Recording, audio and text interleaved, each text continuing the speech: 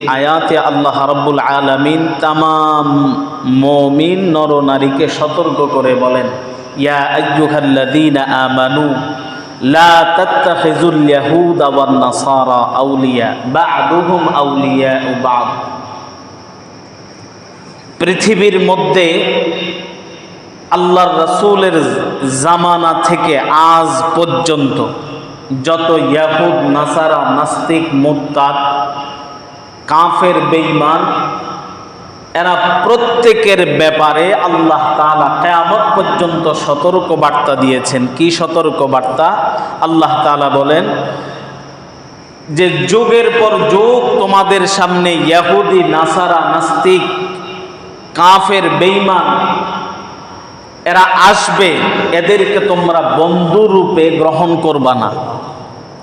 যতই সুমিষ্ট ভাষী হোক না কেন, যতই মিঠা মিঠা কথা বলুক না কেন, যতই ইনিয়ে বিনিয়ে তোমাকে বন্ধুর হিসাবে গ্রহণ করুক না কেন, খবরদার হে মুমিন নরনারী, তোমরা ওই সমস্ত ইয়াহুদ, নাসারাকে বন্ধু হিসাবে গ্রহণ করবা না। কেন?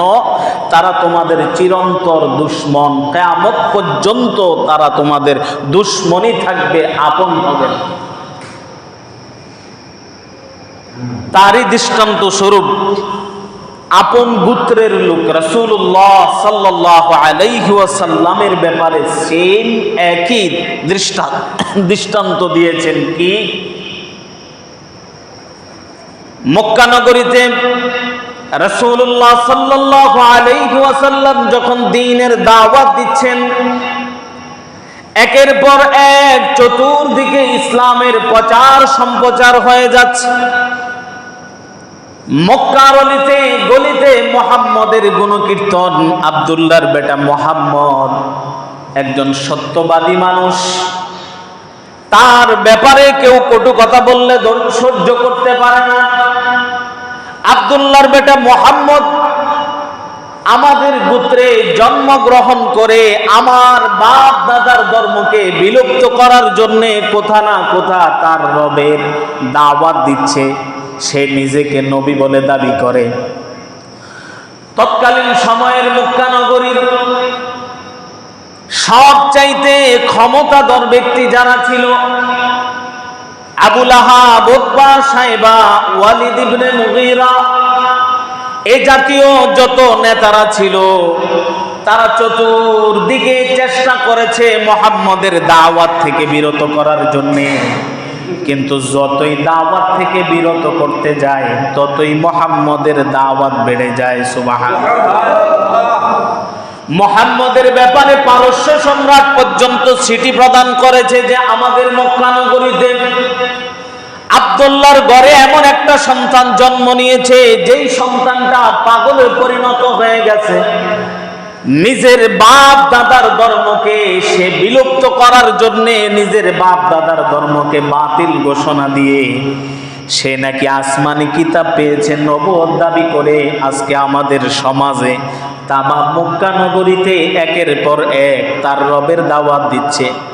হে পারস্যের সম্রাট, ভুলেও তোমরা মুহাম্মদের দাওয়াত গ্রহণ করবে না।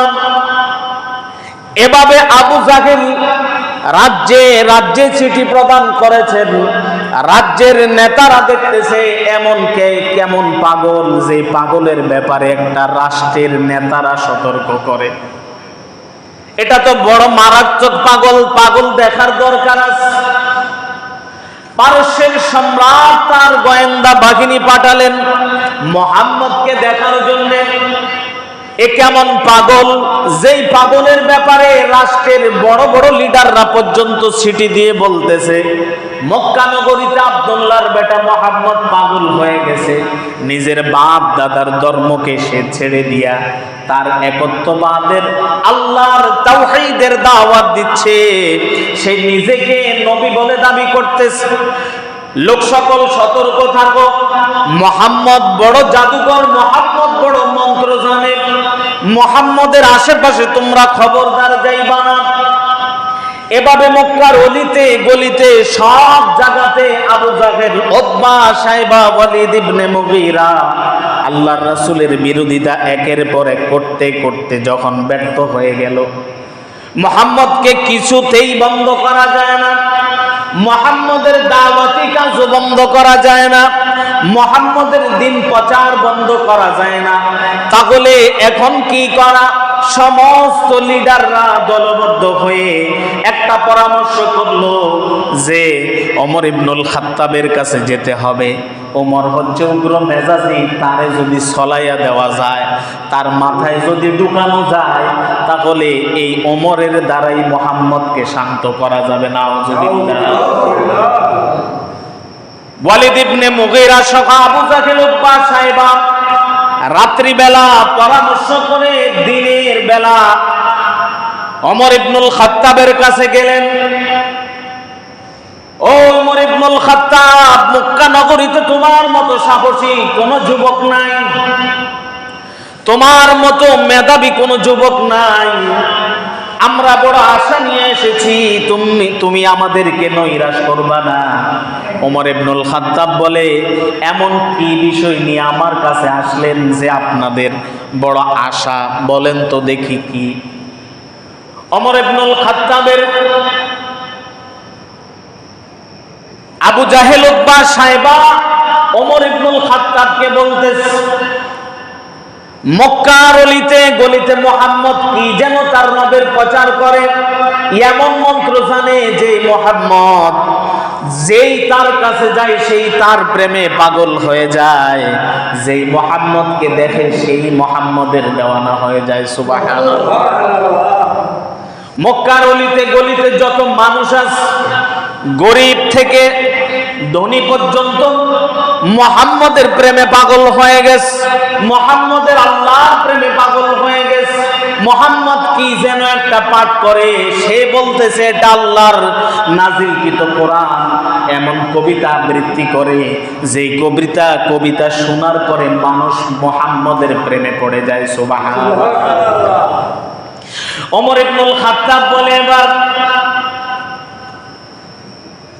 আবু জাহেল, এক সময় তার নাম ছিল আবুল হেকাম, অর্থাৎ হিকমতের বাবা, জ্ঞানীদের বাবা। পরবর্তীতে তার জাহালতির কারণে, মূর্খতার কারণে তার উপাধি এসেছে আবু জাহেল, অর্থাৎ মূর্খের লিডার বা মূর্খের গডফাদার। মূর্খের পরামর্শে কখনো জ্ঞানীরা কোনো সিদ্ধান্ত নেয় না, কথা ঠিক নেই? তো আবু জাহেল, উতবা, সাইবা, ওয়ালিদ ইবনে মুগীরা সমস্ত নেতারা যখন মূর্খতা বশত মুহাম্মদের বিরুদ্ধে আচরণ করে ওমর ইবনুল খাত্তাবের কাছে নালিশ করলেন, ওমর ইবনুল খাত্তাব বলেন, বলত এখন কি করা যায়? ওমর ইবনুল খাত্তাবের যখন আবু জাহেলকে বললেন, আমার কাছে আসছেন ভালো কথা, বলেন তো এখন মুহাম্মদকে কি করা যায়? আবু জাহেল এক লাফে বলে ফেললো যে মুহাম্মদকে কতল করে ফেলো। নাউযুবিল্লাহ। আল্লাহ রাব্বুল আলামিন দিনের প্রচার ঘটান বাতিলদেরকে দিয়ে, বদদিনীদেরকে দিয়ে। এর জ্বলন্ত প্রমাণ ওমর ইবনুল খাত্তাব জ্ঞানী মানুষ, এর মধ্যে তাগড়া যুবক। আবু জাহেল যখন বলল মুহাম্মদকে একবারে শেষ করে দাও, বলতেছে বিষয়টা আমি দেখতেছি, আপনারা যান। ওমর ইবনুল খাত্তাব একেবারে ঘুটঘুটে অন্ধকার, চিন্তা করতেছেন যে মুহাম্মদ এমন কি জাদু জানে। আবু জাহেল বলল, কি নাকি মন্ত্র পড়ে, নাকি কবিতা আবৃত্তি করে। এই কবিতাটা আমার একবার হলেও শোনা দরকার। আসলে মুহাম্মদ কি বলে, নিজে থেকে বানায়া বলে না অন্যদের আল্লাহর পক্ষ থেকে আসে, এটা আমার ভালো করে জাস্টিফাই করা দরকার। আবু জাহেলের কথা মতো আমি মুহাম্মদকে মারলেই হবে না, কারণ মুহাম্মদ হচ্ছে পুরো মক্কা নগরীতে আলামিন উপাধি নামে একজন ব্যক্তি, যার ছোটবেলা থেকে আজ পর্যন্ত যুবক হওয়া পর্যন্ত কোনো একটা রেড চিহ্ন নাই, কোনো একটা মিথ্যার অপবাদ নাই, কোনো একটা নেশাখুরির অপবাদ নাই। কারো হক মেরে খাইছে এরকম কোনো অপবাদ নাই। হঠাৎ করে কেন আবু জাহেল এই এমন একটা সুশীল ব্যক্তির ব্যাপারে মিথ্যা অপবাদ দিয়ে তাকে হত্যা করার কথা বলতেছে? চিন্তা করতে করতে বাদ মাগরিব, গুটগুটে অন্ধকার, মক্কা নগরীতে সবাই যার যার ঘরে। এদিকে আব্দুল্লাহর বেটা মুহাম্মদ সাল্লাল্লাহু আলাইহি ওয়াসাল্লাম মসজিদে নববীতে কোরআন তেলাওয়াত করতেছেন। ওমর ইবনুল খাত্তাব চুপি চুপি মসজিদে নববীর মধ্যে গেলেন, গিয়ে দেখতেছে এত সুদর্শন একজন যুবক, যার এখনো চেহারা দেখতে পায় না। যেমন তার বডির স্ট্রাকচার, তেমন তার শরীরের মধ্যে, মাথার মধ্যে এমন সুন্দর আঁকা বাঁকা চুল, যেই চুলগুলো দেখলে যেই কেউ এই চুলের প্রেমে পড়ে যাবে। সুবহানাল্লাহ। ওমর ইবনুল খাত্তাব বলেন, মুহাম্মদ কোরআন তেলাওয়াত করতেছে, এত গরমের ভিতরে, উত্তপ্ত গরমের ভিতরে মক্কা শরীফে এসে কোরআন তেলাওয়াত করতেছে, আর বাবরি কাটা চুল থেকে গাম এক ফোঁটা করে পড়তেছে। আমার কাছে মনে হচ্ছে যেন মুক্তা দানা মুহাম্মদের চুল থেকে ঝরতেছে। সুবহানাল্লাহ। এত সুন্দর সুদর্শন যুবক, যেমন তার বডির স্ট্রাকচার, তেমন তার চেহারা মুবারক। আম্মা জান আয়েশা বলেন, আমি পূর্ণিমার চাঁদের চাইতে আমি নবী মুহাম্মদকে সুন্দর দেখতে পেয়েছি। আমি পূর্ণিমার চাঁদের আলোতে সুই ঢুকাতে পারি না, কিন্তু গুটগুটে অন্ধকারে মুহাম্মদ সাল্লাল্লাহু আলাইহি ওয়াসাল্লাম যদি ঘরে থাকে, নবীর চেহারা মোবারকের আলোতে আমি সুই সুতার ভিতরে ঢুকাই, সুইয়ের ভিতরে সুই, আমি সুতাকে সুইয়ের ভিতরে ঢুকাতে সক্ষম হই। সুবহানাল্লাহ। এত নুরানি চেহারা। আব্দুল্লাহর বেটা মুহাম্মদের ব্যাপারে আবু জাহেল যা বলতেছে, আমি তো তাজ্জব হয়ে গেলাম। আমি ওমর চুপি সারে মুহাম্মদের কোরআন তেলাওয়াত শুনতেছি, আর মনে মনে ভাবতেছি, এত বড় জাদুঘর, এত বড় কবিতা আবৃত্তি করতেছে, এক একটা লাইনের সাথে আরেকটা লাইনের মিল। ওয়াশ-শামসি ওয়া-দুহাহা ওয়াল-কমারি ইযা তালাহা, এভাবে একের পর এক কোরআন তেলাওয়াত করতেছে। ফালাইসা লাহুল ইয়াওমা হাহুনা হামীম ওয়ালা তুআমুন ইল্লা মিন গিসলিন লা ইয়াকুলুহু ইল্লাল খাতিউন ফালা উকসিমু বিমা তুবসিরুন ওয়া মা লা তুবসিরুন। মুহাম্মদ যখন নাকি কোরআন পাঠ করে, আমি ওমর পিছন থেকে মনে মনে ধারণা করতেছি, এ তো বড় কবিতা আবৃত্তিওয়ালা, সে তো বড় কবি। মুহাম্মদ সঙ্গে সঙ্গে উত্তর দিলেন পিছন থেকে, যে আমি এগুলো ভাবতেছি মুহাম্মদ আমাকে দেখে নাই, কিন্তু নামাজের মধ্যে মুহাম্মদ উত্তর দিল, ইন্নাহু লাকাউলু রাসূলিন কারীম। এটা কোনো কবিতা নয়, কবির কবিতা নয়, এটা স্বয়ং আল্লাহ তাআলার পক্ষ থেকে মহামান্বিত রাসূলের কাছে তার নাজিলকৃত কোরআন। সুবহানাল্লাহ। এবার মুহাম্মদের ব্যাপারে ওমর ইবনুল খাত্তাব ভাবেন, কবি যদি না হয় তাইলে শায়রি হবে, সে যদি কবি না হয় তাহলে সে শায়রি হবে। কবিতা আবৃত্তি করে, ইন্নাহু লাকাউলু রাসূলিন কারীম ওয়া মা হুয়া বিকাউলি শাঈর কলিলাম মা তাযাক্কারুন ওয়া মা হুয়া বিকাউলি কাহিন ওয়া মা হুয়া বিকাউলি শাঈর কলিলাম মা তুমিনুন ওয়া লা বিকাউলি কাহিন কলিলাম মা তাযাক্কারুন তানজিলুম মির রাব্বিল আলামিন। সঙ্গে সঙ্গে ওমরের ভাবনা অনুযায়ী আল্লাহর রাসূল নামাজে একের পর এক ওমরের অন্তরের ভাবনার ধারণার সবগুলোর জবাব দিচ্ছে। সুবহানাল্লাহ। তাইলে এটা কোনো গণকের কথা?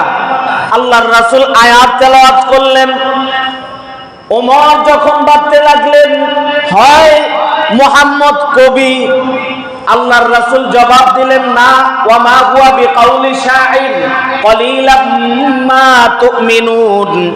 আবার যখন ভাবলেন যে সে কোনো গণক হবে, নাইলে আমি যে পিছনটা কি ভাবতেছি এটা জানে কেমনে, এমনিতেই আল্লাহর রাসূল সঙ্গে সঙ্গে জবাব দিলেন, ওয়ালা বিকাউলি কাহিন কলিলাম মা তাযাক্কারুন। এটা কোনো গণকের কথা নয়, এটা মহামান্বিত রবের পক্ষ থেকে তার রাসূলের কাছে নাযিলকৃত তানজিলুম মির রাব্বিল আলামিন। সুবহানাল্লাহ। এটা তার রবের কাছে তার সম্মানিত কিতাব নাযিল করেছে তার হাবিবের দরবারে। সুবহানাল্লাহ। মক্কার ইয়াহুদ নাসারারা ওমর ইবনুল খাত্তাব একের পর এক নবীকে এভাবে জাস্টিফাই করতেছে। ওমর দ্বারা ইহুদি নাসারারা নিজ গোত্রের লোকেরা পর্যন্ত আল্লাহর রাসূলকে হত্যা করার প্রচেষ্টা চালিয়েছে, এটা আমরা বহু জানি। তায়েফের ময়দানে আল্লাহর রাসূল সাল্লাল্লাহু আলাইহি ওয়াসাল্লাম তায়েফবাসীকে, বড় বড় লিডারদেরকে যখন কোরআনের দাওয়াত দিলেন, সকল তায়েফবাসীরা বলতেছে, বিশেষ করে তায়েফের লিডাররা বলতেছে, ও মুহাম্মদ, আমরা দীর্ঘদিন যাবত আমাদের তাওরাত কিতাবের আমল করতেছি। আমরা কেউ ইহুদি, কেউ ঈসাকে মানি, কেউ মূসাকে মানি। ভালো করে শুনে রাখো, তুমি একজন বিশ্বস্ত মানুষ, তোমার উপরে জুলুম আমরা করব না। যেহেতু আমরা তায়েফের লিডার, আমাদের সম্মান তোমার সম্মান বজায় রেখে তোমাকে বলতেছি, আমাদের এই তায়েফ থেকে তুমি চলে যাও।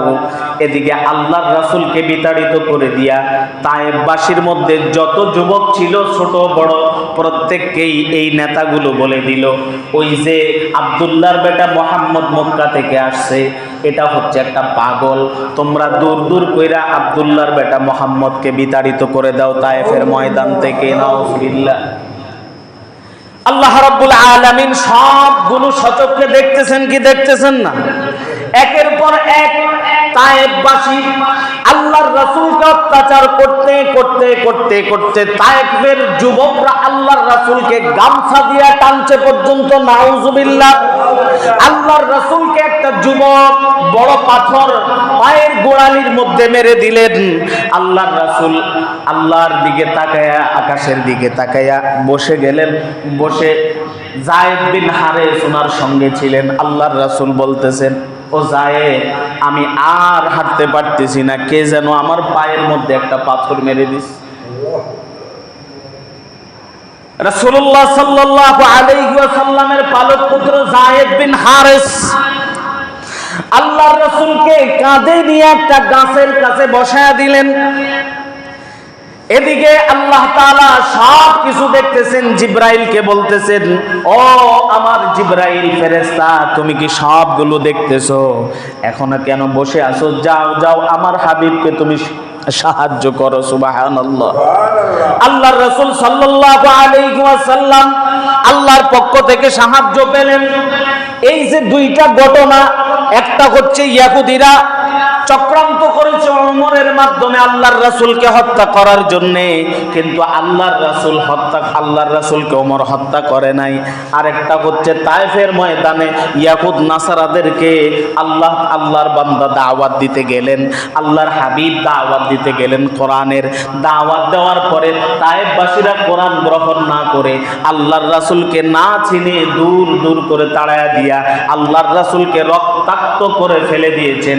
জিবরাইলকে আল্লাহ তাআলা বলতেছেন, ও জিবরাইল, আমার হাবিবকে গিয়ে প্রশ্ন করো, আমার হাবিব যদি চায়, আমার হাবিব যদি বলে যে তায়েফবাসীকে ধ্বংস করে দিতে, আমি আল্লাহ এই মুহূর্তে তায়েফবাসীকে আমি নিশ্চিহ্ন করে দেব।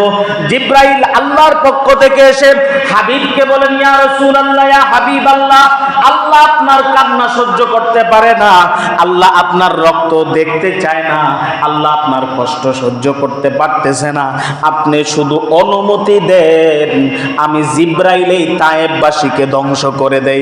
আল্লাহর রাসূল সঙ্গে সঙ্গে জবাব দিলেন, ও বন্ধু জিব্রাইল, ভালো করে শুনে রাখুন, আমার রব যিনি আমাকে সৃষ্টি করেছেন তার নাম হচ্ছে রহমান, আর আমি হচ্ছি আনা রাহমাতাল লিল আলামিন, আমি তামাম জগতের জন্য রহমত হিসাবে আল্লাহ আমাকে প্রেরণ করেছেন। আজকে তারা কোরআন মানে নাই, তাদের প্রজন্ম একদিন আমার এই কোরআন গ্রহণ করবে। সুবহানাল্লাহ। খবরদার জিব্রাইল, তাদেরকে তুমি ধ্বংস করবা না। কত কষ্টের মাধ্যমে আমরা ইসলামকে পেয়েছি, কত যন্ত্রণা, কত কষ্ট, কত ক্ষুধা নিবারণ করতে পারে নাই ঠিক মতো। দিনের পর দিন, মাসের পর মাস রাসূলুল্লাহ সাল্লাল্লাহু আলাইহি ওয়াসাল্লামের ঘরে উনুন জ্বলে নাই, চুলা জ্বলে নাই, পাক হয় নাই। খেজুর খেয়ে অথবা কখনো পাথর পেটের মধ্যে বেঁধে তারপরে দিন পার করেছে।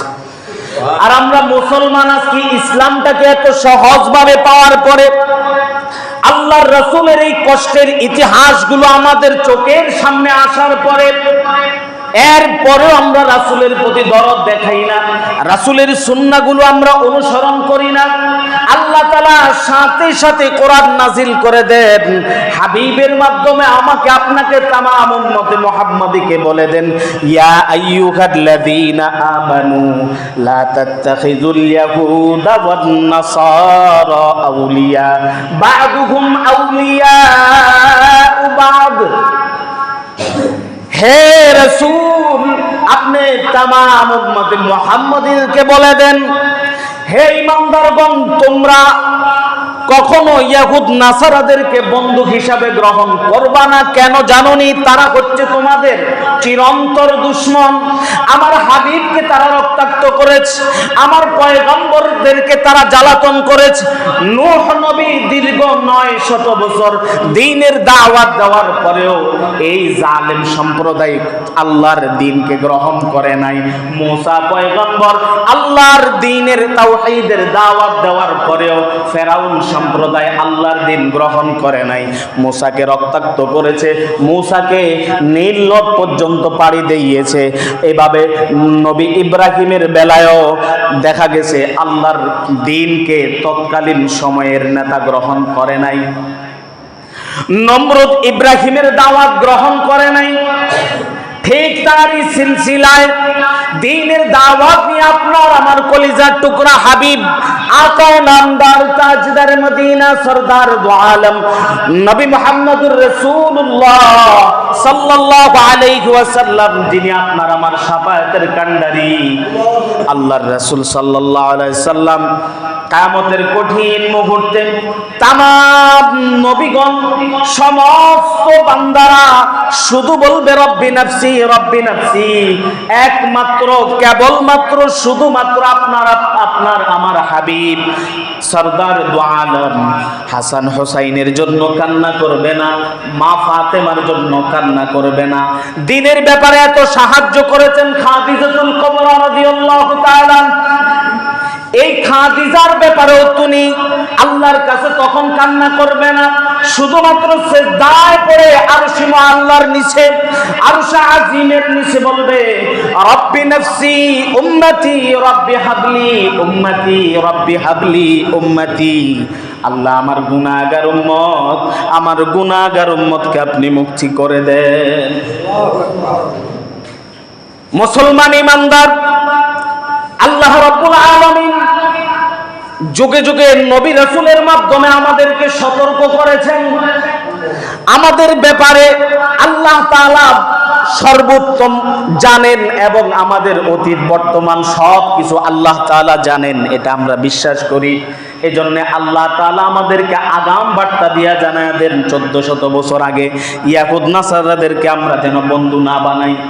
কিন্তু এই হাবিবের দিন আমার পর্যন্ত, আপনার সমাজ পর্যন্ত আসার পরে আমাদের অবস্থা এমন হয়ে গেছে, আমরা গোল আলু মার্কা আশেকে রাসূল হয়ে গেছি।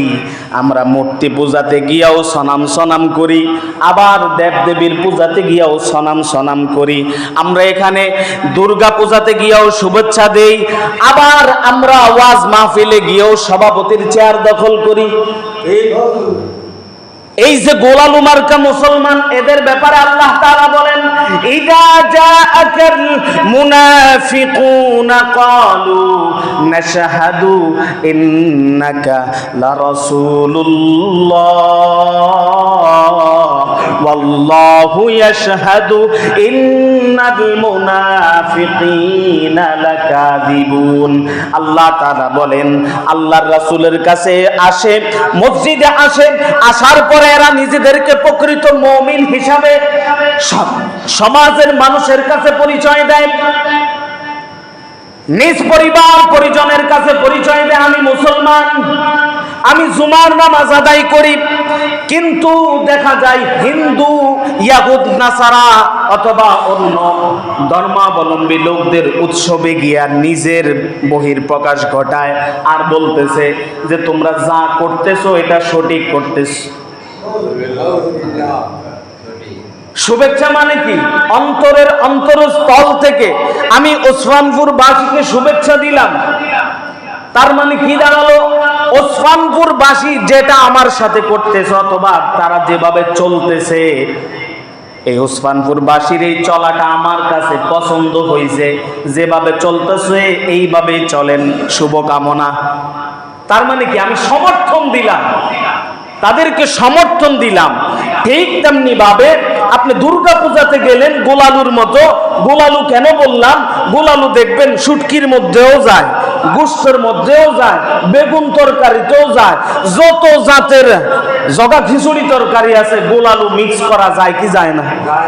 ঠিক আমাদের মুসলমানদের হালত এখন গোলালুর মতো হয়ে গেছে। কথাগুলো কেন আনলাম? বর্তমান সময় আপনি ভালো করে খেয়াল করে দেখবেন, বর্তমান যে মিডিয়া চক্র, বাংলাদেশের যতগুলো মিডিয়া আছে সবগুলো মিডিয়াই হচ্ছে, এরা হচ্ছে ভারতীয় দালাল। এই কথা কেন বললাম? আপনারা হয়তো ওসমানপুরের মধ্যে এগুলোর প্রচার সম্প্রচার বা এগুলো নিয়ে মাত নাই, কথা নাই। আমি বলতেছি সতর্কতামূলক, হয়তো আজকে আমি আসি, কালকে থাকবো না, আমার দায়িত্ব থেকে আমি কথাগুলো আপনাদেরকে জানিয়ে যাই। খোদার জাতের কসম খেয়ে বললেও গুনাহ হবে না, ভারত কখনো বাংলাদেশের মঙ্গল কামনা করবে না, করে নাই, করবেও না। আপনি দেখেন গাজীপুরের মধ্যে এই যে এই আয়াতটাকে আপনি মিলায়া দেখেন, এরা আমাদের বন্ধু নয়, এরা আমাদের শত্রু।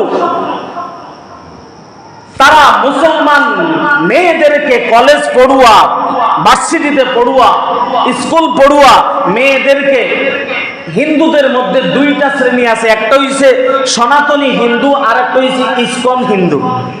ইসকন হচ্ছে হিন্দুদেরও দুশ্মন, ইসকন হিন্দুদেরও দুশ্মন, মুসলমানেরও দুশ্মন, খ্রিস্টানেরও দুশ্মন। কথা কই না? ইসকন হিন্দুদেরও দুশ্মন, মুসলমানেরও দুশ্মন। তাম যত ধর্ম আছে পৃথিবীতে, এই ইসকন হচ্ছে একটা উগ্রবাদ এবং জঙ্গি গোষ্ঠী। যে ইসকন পুরো ট্যাপের মাধ্যমে মুসলমান নারীদের পেটে রাম বাম জন্ম দেওয়ার পায়তারা করতেছে। নাউজুবিল্লাহ। আপনাদের তাজপুর কলেজ আছে না? আপনাদের যাদের মেয়েরা কলেজে পড়ে, আল্লাহর রাস্তায় পায়ে হাত রেখে বলতেছি, আপনার মেয়ের ব্যাপারে আপনি সতর্ক হন। এই তাজপুর কলেজের মধ্যে স্কুলে যতগুলো মুসলমানের বাচ্চা পড়ে, তারা যেন কোনো হিন্দু অপরিচিত কোন রামের সাথে যদি মনে করেন আপনার একেবারেই একনিষ্ঠতার সাথে চলাফেরা চলতেছেন, সমস্যা নাই, আপনি ভাবতেছেন, কিন্তু এই রামের ছেলে আপনারা কাম করে ছুঁয়ে যাইব না। আপনি গাজীপুরের ইতিহাসটা দেখেন, বাংলাদেশে 18 বছরের নিচে কোন মেয়েকে বিবাহ দেওয়া আইনত দণ্ডনীয় অপরাধ। কথা ঠিক কিনা? কিন্তু বাংলাদেশে 13 বছরের নারী, 13 বছরের মেয়ে প্রেম করা জায়েজ। 12 বছরের মেয়েকে 13 বছরের মেয়েকে হিন্দু ইসকন দ্বারা দর্শন করানো জায়েজ, এটা বাংলাদেশের আইন। কিন্তু কোন মিডিয়া এই ব্যাপারে মুখ খোলে নাই।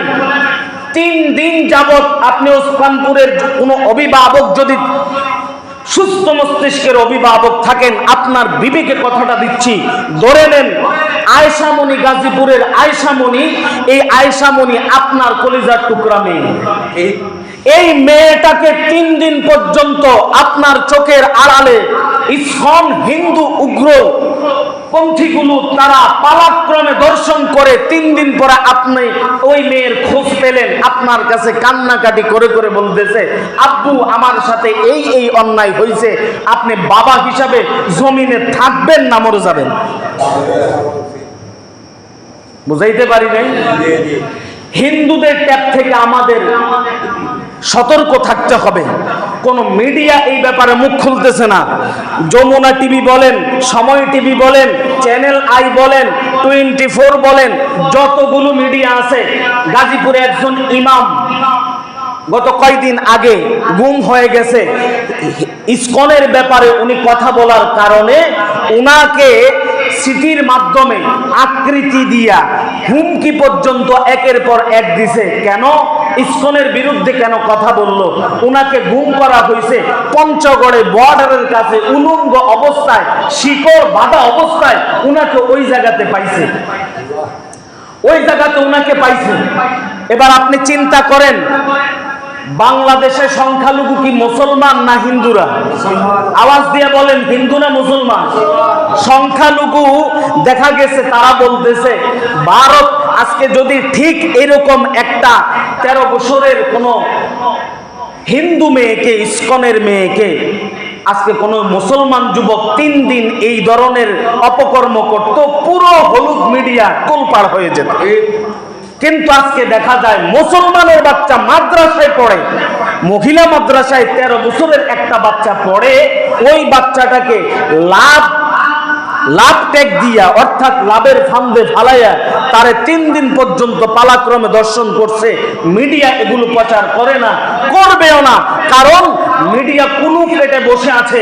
দাদা বাবু বেজার হয়ে গেলে আমাদের আর গতি নাই। মসজিদের মিম্বর থেকে যদি কোনো ইমাম ইসকনের বিরুদ্ধে কথা বলে, দেখা যায় ইসকনের বিরুদ্ধে কথা বললে ওই ইমামকে গুম করে দেয়। জ্বলন্ত প্রমাণ হচ্ছে গাজীপুরের ইমাম, উলঙ্গ অবস্থায় পঞ্চগড়ে পাওয়া যায়। ইসকনের বিরুদ্ধে কোনো কথা বলা যায় না, অন্যান্য ভারতের বিরুদ্ধে কথা বলা যায় না, টার্গেট করে বসে থাকে, কখন জানি তাকে গুম করে ফেলে। আমরা মুসলমান সংখ্যাগরিষ্ঠ বেশি হওয়ার পরেও আমরা আতঙ্কে থাকি, মসজিদে ইমামতি করার পরে যে কালকে আমি আর কি বাঁচি থাকবনি, না জানি কখন ইসকন সম্প্রদায় আমার গুম করে লাগে। আর মুসলমানের মধ্যে কিছু মুনাফিক আছে, যেমন মনে করেন কোন ইমাম, কোন আলেম গুম হয়ে গেছে, এরা হাতে তালি দেয়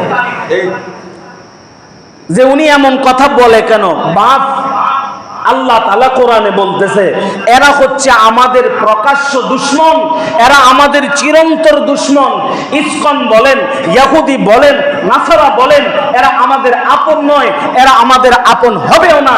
এই গাজীপুরের থেকে আপনি শিক্ষা নেন, আজকে যে আপনার ওসমানপুরের ইমামের সাথে এমন ঘটবে না, এটার কোনো নিশ্চয়তা আছে? বাংলাদেশের 64 জেলার মধ্যে ইসকনের মন্দির আছে, ইসকনের উপাসনালয় আছে।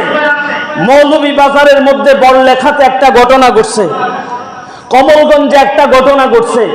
ইসকন হিন্দু ছেলে কলেজ থেকে তাকে তুলে নিয়ে মন্দিরের পাশে পালাক্রমে দর্শন করছে, নাউজুবিল্লাহ, মন্দিরের ঠাকুর সহ। আপনারা এই নিউজগুলা ওই খবরের মধ্যে পাবেন না, আমি বানোয়াট বলতেছি না, প্রত্যেকটার স্ক্রিনশট এবং ডকুমেন্ট রেখে দিচ্ছি এই কারণে, কারণ আমরাও কোথাও না কোথাও জবাবদিহিতার সম্মুখীন হতে পারি। আজকে আমার মেয়েকে দর্শন যদি করে আমার গায়ে লাগবে, তো ঠিক তেমনি ভাবে আজকে আয়েশা মনিকে 13 বছরের বাচ্চার কান্নার আওয়াজ যেন আকাশ জমিন ভারী হয়ে যাচ্ছে। একজন আলেম, প্রসিদ্ধ একজন আলেম গাজীপুরের, যাকে পঞ্চগড় পর্যন্ত নেওয়া হয়েছে ভারত পাচার করার জন্য, এমন কথাও বলছে, তুই ইসকনের বিরুদ্ধে কথা বলিস কেন? হেকমতে মসজিদে বসে ইসকনের পক্ষে কথা বলবি।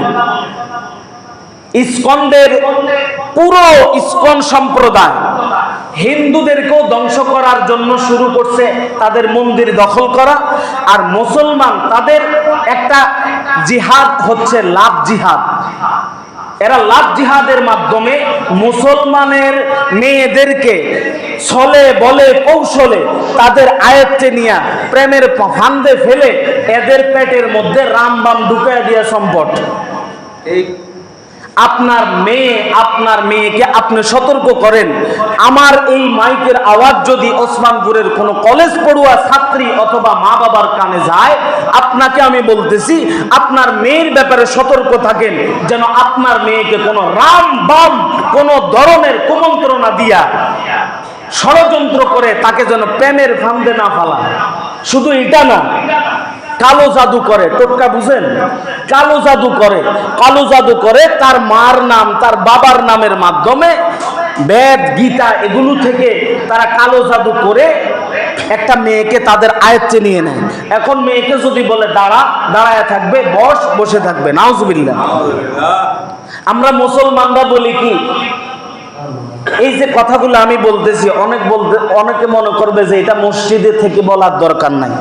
অনেকের এটা ধারণা থাকতে পারে, কিন্তু এই মসজিদ থেকেই আপনার দিন প্রচার হয়েছে।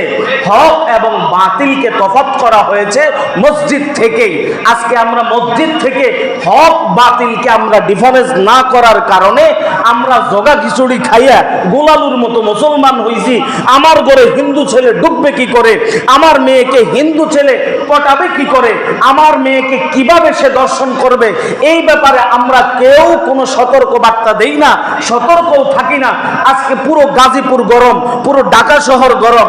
ডক্টর ইউনূস লালনের গীতি নিয়া, লালনের মাজার নিয়া বা লালনের উৎসব নিয়া তার নিজের ভেরিফাইড আইডি থেকে পোস্ট করছে, কিন্তু গাজীপুরে একজন প্রসিদ্ধ আলেম গুম হয়েছে, এ ব্যাপারে কোনো পোস্ট নাই। একটা 13 বছরের নারী মেয়ে এখনো সে দুনিয়ার হাওয়া বাতাস ভালো করে শরীরে লাগে নাই, পালাক্রমে 3 দিন দর্শন হয়েছে, এটা নিয়ে চিফ কমান্ডারের কোনো পোস্ট নাই, ফেসবুক বলেন অথবা ইউটিউব বলেন কোনো বার্তা নাই, কোনো বিবৃতি নাই। আমরা এত বড় কপাল পোড়া, এত বড় দুর্ভাগা, আমাদের জন্য সামনে কঠিন সময় আসতেছে। সতর্ক হন, সতর্ক থাকুন। ইহুদ নাসারাদের ব্যাপারে আপনারা যেখানেই দেখবেন, আমি বলতেছি না তাদের সাথে শত্রুতা পোষণ করে চলুন, তবে নিজেকে সেভ রেখে, নিজের বাচ্চাগুলোকে সেভ রেখে, নিজের আত্মমর্যাদাকে সেভ রেখে, নিজের ইমানকে সেভ রেখে এই নাস্তিক মুরতাদ থেকে আপনার পরিবার পরিজনকে, আপনার সমাজকে, আপনার রাষ্ট্রকে বাঁচানোর দায়িত্ব আপনার হাতেও আছে। আল্লাহ তাআলা আমাদের প্রত্যেককে বুঝার তৌফিক দান করুন, বলি আমিন।